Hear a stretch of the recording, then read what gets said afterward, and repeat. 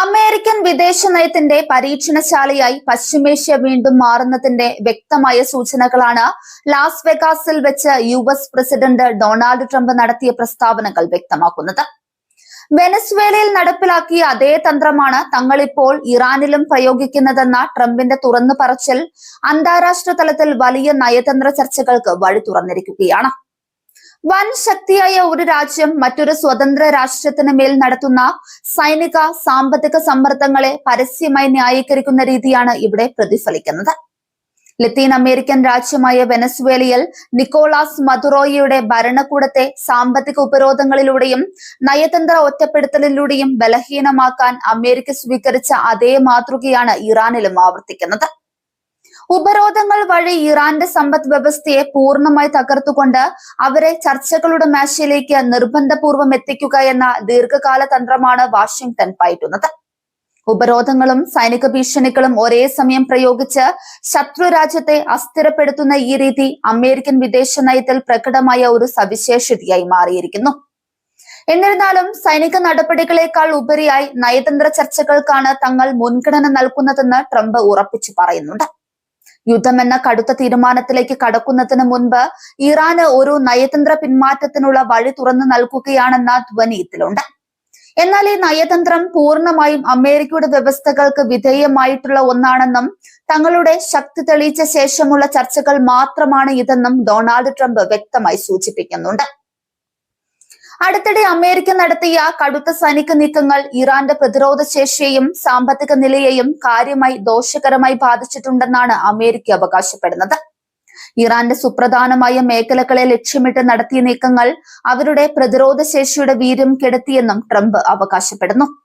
ശത്രു രാജ്യത്തിന്റെ ശേഷി കുറച്ചുവെന്ന് സ്വന്തം ജനതയോടും അന്താരാഷ്ട്ര സമൂഹത്തോടും ബോധ്യപ്പെടുത്താനുള്ള രാഷ്ട്രീയ നീക്കം കൂടിയാണിത്. അമേരിക്ക നടത്തുന്ന ഈ വൻ സമ്മർദ്ദ തന്ത്രങ്ങളുടെ ഫലമായി ഇറാൻ ചർച്ചകൾക്കായി തങ്ങളെ സമീപിക്കുന്നുണ്ടെന്നാണ് ട്രംപ് വാദിക്കുന്നത്. ലോകമഹായുദ്ധത്തിന് ശേഷമുള്ള ഏറ്റവും വലിയ ആക്രമണം ഒഴിവാക്കാൻ വേണ്ടിയാണ് ഇറാൻ ചർച്ചകൾക്ക് താല്പര്യം കാണിക്കുന്നതെന്നാണ് അദ്ദേഹത്തിന്റെ ആരോപണം. ഇറാനെ ഭയത്തിന്റെ നിഴലിൽ നിർത്താനും തങ്ങളുടെ അധിനിവേശ തന്ത്രങ്ങൾ വിജയിക്കുന്നു എന്ന് വരുത്തി തീർക്കാനും ഉദ്ദേശിച്ചിട്ടുള്ളതാണ് ഇത്തരം പ്രസ്താവനകൾ. ഇറാൻ ഒരിക്കലും ഒരു ആണവായുധം നിർമ്മിക്കാൻ അനുവദിക്കില്ലെന്ന ദൃഢനിശ്ചയം ട്രംപ് വീണ്ടും ആവർത്തിച്ചു. പശ്ചിമേഷ്യയിലെ അമേരിക്കൻ വിദേശ നയത്തിന്റെ ഏറ്റവും പ്രധാനപ്പെട്ട ലക്ഷ്യങ്ങളിൽ ഒന്നാണിത്.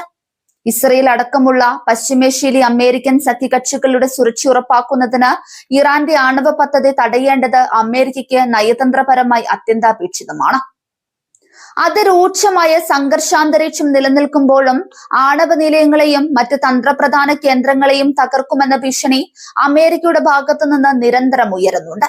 ഇത്തരം ഭീഷണികൾ വെറുമൊരു മുന്നറിയിപ്പ് മാത്രമല്ലെന്നും ആവശ്യമായി വന്നാൽ ഏതറ്റം വരെയും പോകാൻ തങ്ങൾ മടിക്കില്ലെന്നുമുള്ള മുന്നറിയിപ്പാണ് ട്രംപിന്റെ വാക്കുകളിൽ നിഴലിക്കുന്നത്.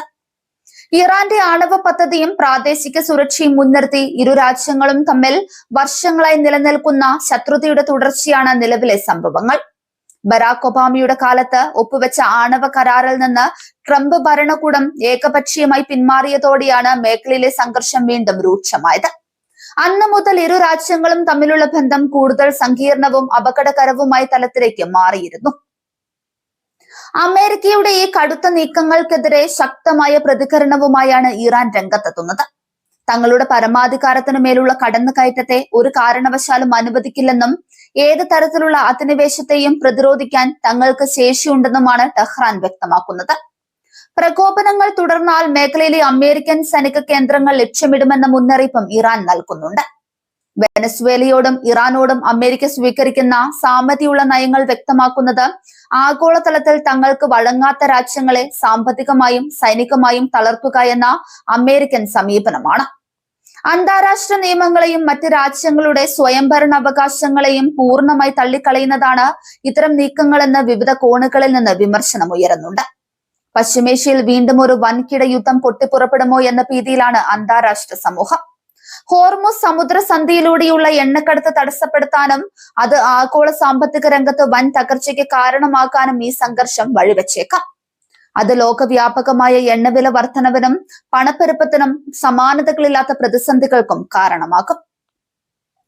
മേഖലയിലെ മറ്റ് വൻ ശക്തികളായ റഷ്യയുടെയും ചൈനയുടെയും നിലപാടുകളും ഈ വിഷയത്തിൽ നിർണായകമാണ്. ഇറാനുമേൽ അമേരിക്ക നടത്തുന്ന ഏകപക്ഷീയമായ ഉപരോധങ്ങളെയും സൈനിക ഭീഷണികളെയും റഷ്യയും ചൈനയും നിരന്തരം എതിർക്കുന്നുണ്ട്. ഇത് അന്താരാഷ്ട്ര തലത്തിൽ പുതിയ ചേരിതിരിവുകൾക്കും ശീതയുദ്ധ സമാനമായ അന്തരീക്ഷത്തിനും വഴിവെക്കുന്നു. തങ്ങളുടെ ജനതയുടെ പിന്തുണ ഉറപ്പാക്കാനും രാഷ്ട്രീയ നേട്ടങ്ങൾക്കും വേണ്ടിയാണ് ട്രംപ് ഇത്തരത്തിലുള്ള ശക്തമായ പ്രസ്താവനകൾ നടത്തുന്നതെന്നും വിലയിരുത്തപ്പെടുന്നുണ്ട്. അമേരിക്കയുടെ സൈനിക കരുത്തും ലോക നേതാവ് എന്ന പദവി വീണ്ടെടുക്കുക എന്ന രാഷ്ട്രീയം കൂടിയാണ് ഇത്തരം വാചോടോപങ്ങൾക്ക് പിന്നിൽ പ്രവർത്തിക്കുന്നത്. എന്നാൽ വെനസ്വേലയിൽ അമേരിക്കൻ നയങ്ങൾ പൂർണ്ണമായി വിജയിച്ചോ എന്നത് ഇപ്പോഴും തർക്കവിഷയമാണ്. രാഷ്ട്രീയമായ അസ്ഥിരത സൃഷ്ടിക്കാൻ കഴിഞ്ഞെങ്കിലും അവിടെ പൂർണ്ണമായ ഭരണമാറ്റം കൊണ്ടുവരാൻ അമേരിക്കയ്ക്ക് സാധിച്ചിരുന്നില്ല. അതേ തന്ത്രം ഇറാനിൽ പ്രയോഗിക്കുമ്പോൾ അതിനേക്കാൾ സങ്കീർണമായ തിരിച്ചടികൾ അമേരിക്ക നേരിടേണ്ടി വരുമെന്നാണ് പല അന്താരാഷ്ട്ര രാഷ്ട്രീയ നിരീക്ഷകരും വിലയിരുത്തുന്നത്. സമാധാനപരമായ അന്തരീക്ഷം പുനഃസ്ഥാപിക്കാൻ ഐക്യരാഷ്ട്രസഭയും വിവിധ നയതന്ത്ര ഏജൻസികളും നടത്തുന്ന ശ്രമങ്ങൾക്ക് ഈ പ്രസ്താവനകൾ തിരിച്ചടിയാവുകയാണ്.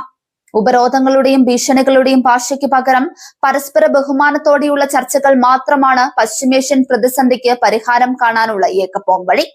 വരും ദിവസങ്ങളിൽ അമേരിക്കയും ഇറാനും സ്വീകരിക്കുന്ന നിലപാടുകൾ പശ്ചിമേഷ്യയുടെ ഭാവി മാത്രമല്ല, ലോകരാഷ്ട്രങ്ങളുടെ സാമ്പത്തിക സുരക്ഷാ സമവാക്യങ്ങളെയും കാര്യമായി സ്വാധീനിക്കും.